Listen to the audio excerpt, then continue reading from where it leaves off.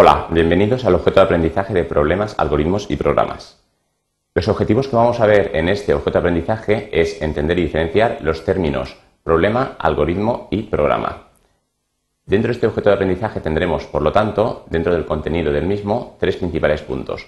Un primer punto donde veremos la definición de un problema, un segundo donde veremos el algoritmo en qué consiste ligado a esta definición de problema y, por último, los programas como materialización de los algoritmos de cara a la programación.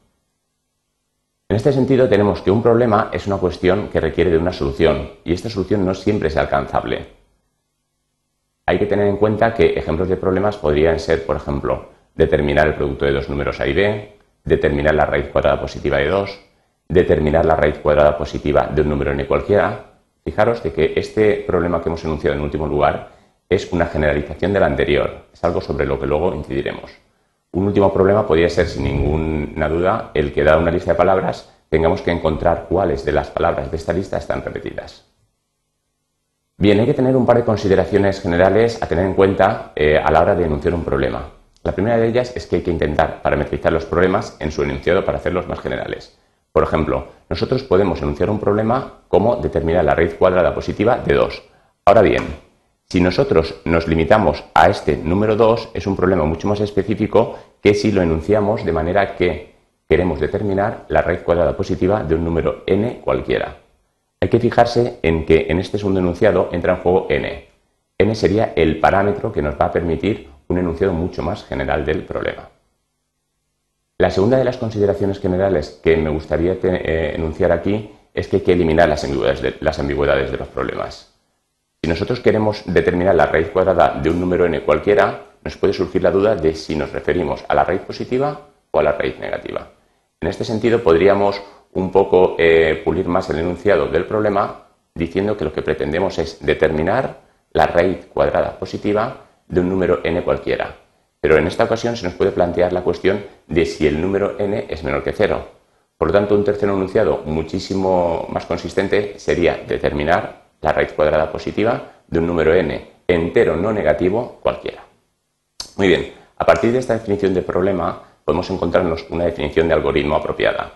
En este caso, dado un problema P, un algoritmo A sería un conjunto de reglas o instrucciones que nos van a permitir resolver ese problema en un tiempo finito. Un posible ejemplo de un algoritmo serían las reglas que todos conocemos para poder hacer una suma multidígito, una resta multidígito o cualquier otra operación aritmética de este tipo. Hay que considerar siempre tres características fundamentales de los algoritmos. Por un lado, deben de ser precisos, deben de ser definidos y, por supuesto, deben de ser finitos y proporcionar una solución al problema en un tiempo finito. Vamos a concretar esta definición de algoritmo con un ejemplo mucho más concreto. Supongamos que nuestro problema es que sea n un número entero mayor que 1. El problema sería ver si ese número n es un número primo, es decir, que no tiene ningún divisor propio entre 2 y n-1, o por el contrario no es un número primo.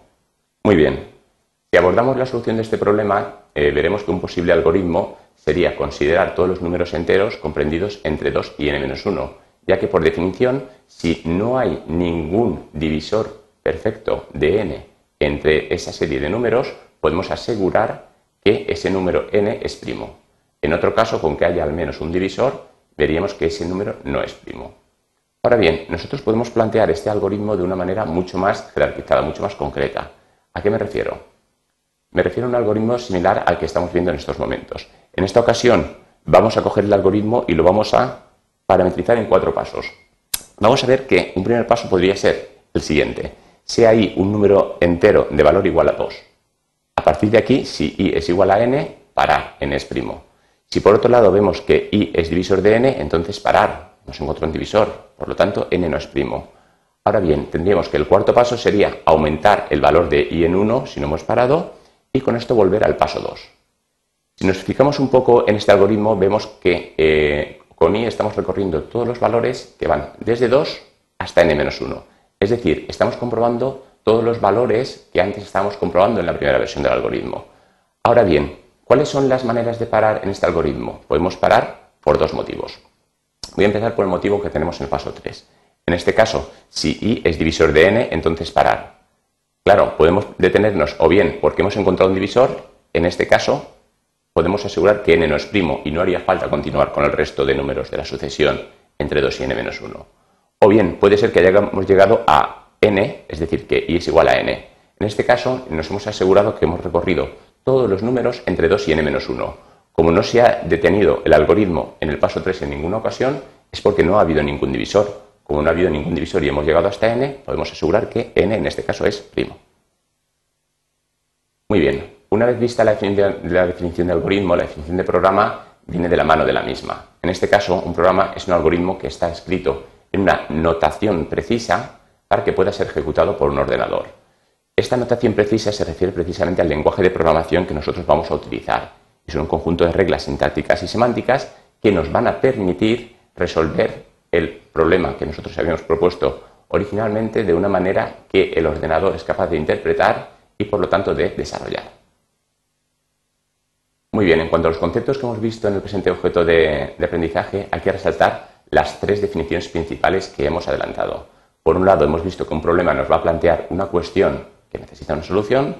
Hemos visto que un algoritmo define cómo resolver este problema en un tiempo finito. Y por último, hemos visto que un programa es precisamente la concreción de este algoritmo, pero siguiendo unas reglas sintácticas y semánticas de un lenguaje de programación que el ordenador es capaz de interpretar. Y esto es todo. Gracias por su atención.